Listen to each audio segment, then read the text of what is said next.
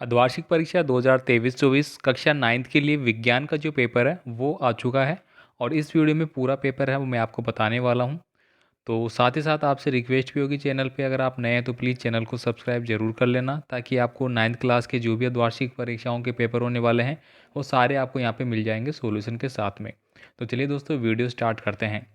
तो आपको पता है कि टोटल पूर्णांक आपका 70 नंबर का रहने वाला है। समय वगैरह सबको आपको पता है। परीक्षा पैटर्न भी आपको पता है। जो भी अपडेट है वो भी आपको व्हाट्सएप पे और टेलीग्राम पे अपडेट किए जाते हैं, जहाँ से आप देख सकते हैं। इसके अलावा दोस्तों, आपको यहाँ पे हमारा व्हाट्सअप नंबर है वो मिल जाता है, जहाँ पे आप हमें डायरेक्ट है वो कोई भी आपका कमेंट कर सकते हैं। और व्हाट्सअप ग्रुप है वो भी आपका इसी नंबर से बना हुआ है, लिंक आपको डिस्क्रिप्शन बॉक्स में मिल जाएगा। तो चलिए अपन यहाँ पे स्टार्ट करते हैं और पूरा पेपर देख लेते हैं कौन कौन से पर्सन है आपके एग्ज़ाम के लिए।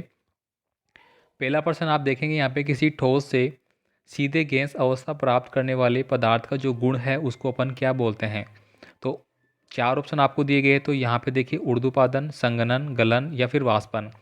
तो किसी ठोस से सीधे गैस अवस्था में अगर हम उसको प्राप्त कर रहे हैं तो उसको बोलते हैं अपन ऊर्ध्वपातन। तो ऑप्शन नंबर ए मेरा सही आंसर रह जाएगा। नेक्स्ट देखिए, यहाँ पे अगला प्रश्न है, आयरन का जो प्रतीक है वो क्या होता है। तो आयरन का प्रतीक आप सभी जानते हैं, एफ को बोलते हैं। ये वाला बी नंबर का ऑप्शन आपका करेक्ट आंसर हो जाएगा।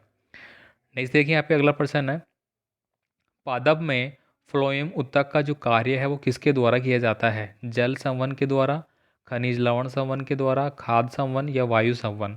तो यहाँ पे हमारा ऑप्शन नंबर ए है वो सही आंसर रहेगा, जल संवन के द्वारा। ठीक है।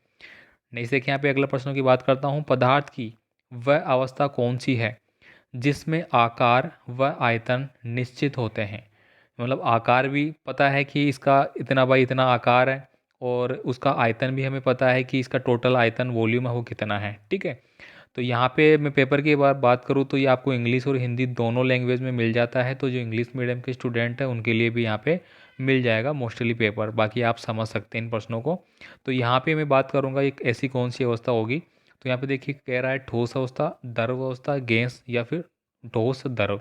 तो ओनली ठोस अवस्था ऐसी होती है जिसका हम आकार और आयतन डिफाइन कर सकते हैं। मान लीजिए कि आपके सामने मैं कुछ एक गोला रख देता हूँ, एक सिलेंडर रख दिया मैंने मान लीजिए। ठीक है। तो सिलेंडर आपको पता है कि इतनी हाइट का है, इतनी लंबाई चौड़ाई का है, इतना इसमें वजन है, तो सारी चीज़ें पता रहती है। द्रव में नहीं पता रहती है भाई। द्रव को अगर मैं बोतल में भरता हूँ तो वो बोतल के अकॉर्डिंग बात करेगा। अगर मैं इस प्रकार के किसी बॉक्स में रखता हूँ तो इस प्रकार से बात करेगा। गैस का तो कोई है ही नहीं। तो ऑप्शन नंबर ए मेरा आंसर हो जाएगा। ठीक है। नेक्स्ट देखिए, किसी यौगिक के एक मोल में परमाणु की संख्या होगी। तो दोस्तों, एक मोल में परमाणु की जो संख्या होती है उसको अपन बोलते हैं क्या, मोलरता बोलते हैं। और ये मेरी होती है 6.022 इंटू 10⁻23। ठीक है। तो ऑप्शन नंबर डी वाला मेरा सही आंसर रहेगा, सी वाला नहीं रहेगा। ठीक है। नेक्स्ट देखिए, यहाँ पे वेग में परिवर्तन की दर है उसको अपन क्या बोलते हैं, त्वरण बोलते हैं। इंग्लिश में इसको अपन एक्सीलरेशन बोलते हैं। तो ऑप्शन नंबर सी आपको टिक कर लेना है। बीच में फिर से मैं आपसे रिक्वेस्ट करूंगा, प्लीज़ साथियों चैनल को सब्सक्राइब जरूर करना।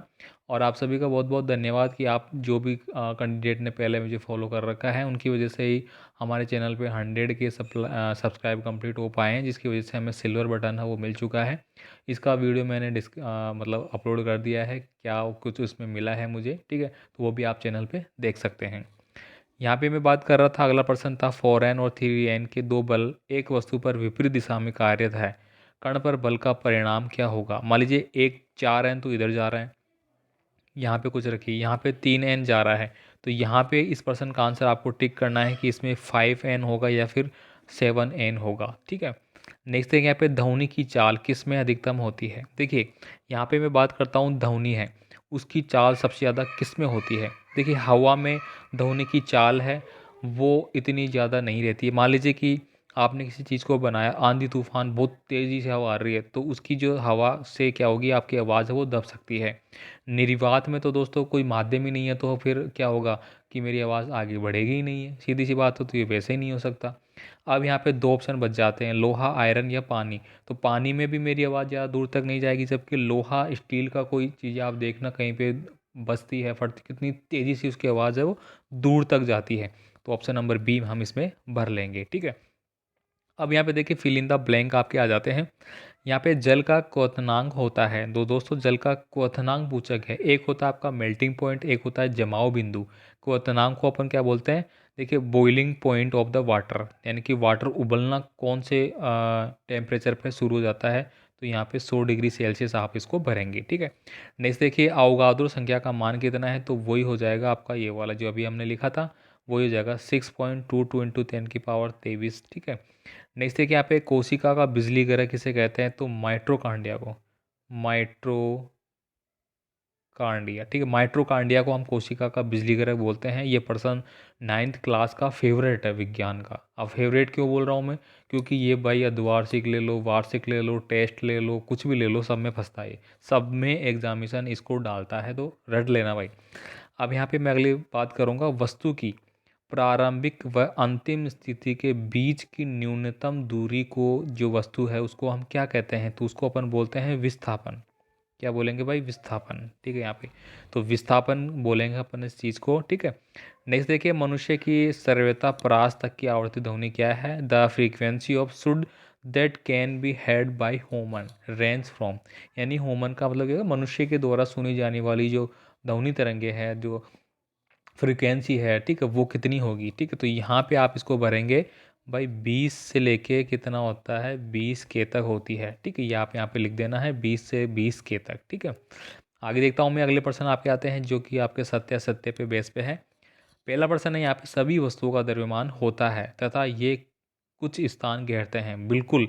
मान लीजिए कि आपने देखा होगा आपके पास पेन है, उसको आप रख दीजिए, तो वो भी अपनी जगह तो घेरेगा है ना भाई, कुछ तो जगह करेगा। इरेजर मान लीजिए, आप खुद जहाँ बैठे हैं, कुछ भी मान लीजिए, आप अपना पेपर है वो फर्श पे रख दीजिए, वो भी अपनी जगह घेरेगा। तो बिल्कुल सही बात है कि सभी वस्तुओं का द्रव्यमान होता है, चाहे 0.001 ही क्यों ना हो, और वो कुछ स्थान घेरते हैं, तो ये बात बिल्कुल सत्य है। नेक्स्ट देखिए यहाँ पे अगला क्वेश्चन है, लोहे में जंग लगना एक रासायनिक परिवर्तन है। बिल्कुल एक रासायनिक परिवर्तन है। लोहे पे आप देखेंगे कि जो आपकी वर्षा है, अम्ल वर्षा हो गई या वर्षा हो गई, या फिर ऑक्सीकरण होता है, तो ये सारी चीज़ें इसमें शामिल होती है आपकी रासायनिक अभिक्रियाओं में। कोबाल्ट का प्रतीक Cu होता है, तो बिल्कुल भी कोबाल्ट का प्रतीक Cu नहीं होता है, तो ये आपका गलत हो जाता है। नेक्स्ट देखिए यहाँ पे मैं बात करूँगा, अगला प्रश्न है, घर्षण बल सदैव वस्तु की गति का प्रतिरोध नहीं करता है। इसको बोला जा रहा है friction force never resistant speed of an object. मतलब जो फ्रिक्शन है, अपन चल रहे हैं तो चलने पे हमारा फ्रिक्शन लगता है, तो ये कह रहा है कि घर्षण बल सदैव जो वस्तु की गति का प्रतिरोध नहीं करता है, तो गति का प्रतिरोध नहीं करता है पूछ रहा है, तो बिल्कुल भाई वो गति का प्रतिरोध है वो करेगा भी नहीं भी करेगा।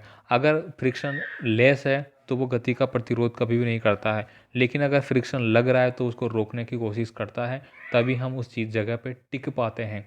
देखिए मान लीजिए कि मैं आपको एग्जांपल के लिए बताऊं कि यहाँ पे मैंने तेल छिड़क दिया, तेल डाल दिया हमने फर्श पे, अब आप इस पे चलिए भाई, आप रुकेंगे, बिल्कुल नहीं रुकेंगे, फिसलते हुए जाएंगे, क्योंकि वहाँ पे आपका जो घर्षण बल है वो शून्य हो गया है।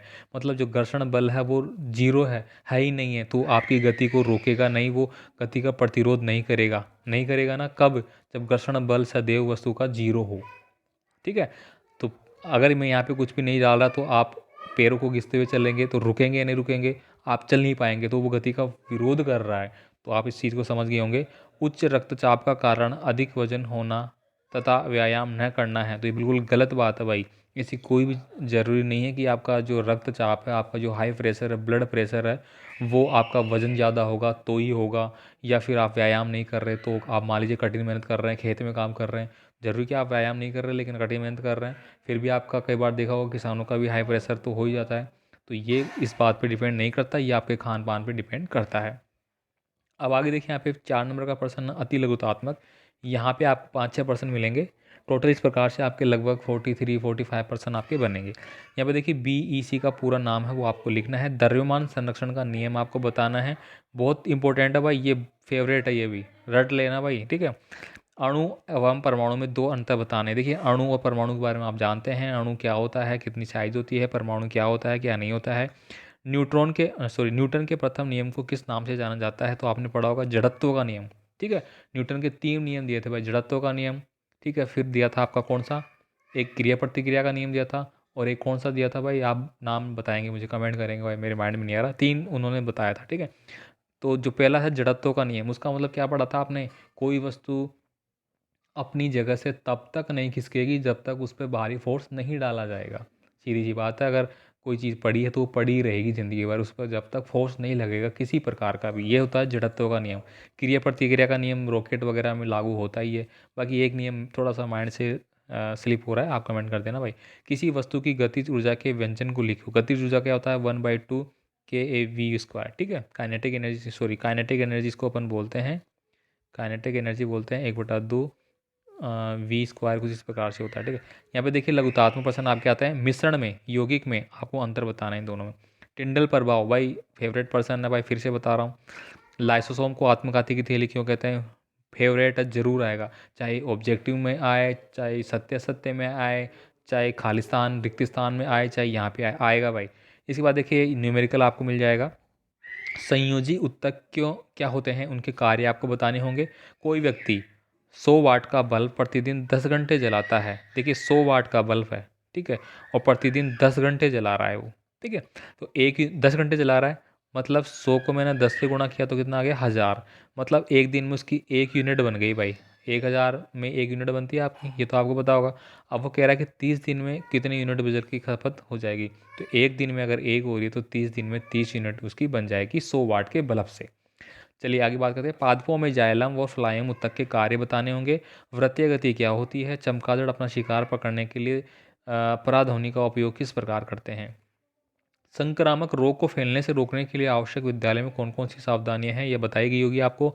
इसके बाद देखिए गति के तीसरे नियम की व्याख्या कीजिए। दोस्तों गति का तीसरा नियम वही था जो मैंने बताया था, क्रिया प्रतिक्रिया का नियम, 20 वाला मैं भूल रहा था। ठीक है, तो ये आपको बताना है। यहाँ पे देखिए तत्वों के प्रतीकों से आप क्या समझते हैं। निम्न यौगिकों के रासायनिक सूत्र आपको बताने हैं। Sodium nitride, ammonium sulphate, sodium bicarbonate. ठीक है। पादप और जंतु कोशिका में 4 अंतर है वो आपको लिखने होंगे। साथ ही साथ पादप कोशिका का नामांकन चित्र आपको बनाना है। फेवरेट क्वेश्चन है, रट लेना। इसके बाद देखिए यहाँ पे अगले हैं निम्न कोशिकांगों का टिप्पणी आपको लिखनी है। माइटोकॉन्ड्रिया, जैसे कि अभी अभी हमने पढ़ा था, क्या जो बिजली का था किसका था, ये आपने पढ़ा ना अभी। इसके बाद केंद्रक के बारे में बताना होगा। तो ये इस प्रकार से आपके मैंने मोस्ट इंपॉर्टेंट सारा पेपर का सॉल्यूशन है वो मैंने आपको एक्सप्लेन कर दिया है। हालांकि बड़े प्रश्न हमने सोल्व नहीं किए हैं। ठीक है, तो ये आप पढ़ लेना भाई। ये मैंने मोस्ट इंपॉर्टेंट पूरा पेपर आपको बता दिया है जो तैयार हो रहे हैं स्कूलों से, जो आने की संभावना पूरी पूरी है। ठीक है, तो यहाँ से दोस्तों गारंटेड है कि आपके मैक्सिमम पर्सन आपको एग्जाम में मिल जाएंगे। बाकी आप अपने हिसाब से पढ़े, कोई दिक्कत नहीं है। मिलते हैं अगले वीडियो में। कमेंट जरूर कर देना कैसा लगा, और व्हाट्सअप को टेलीग्राम को ज्वाइन कर लेना, लिंक डिस्क्रिप्शन में दिया गया है।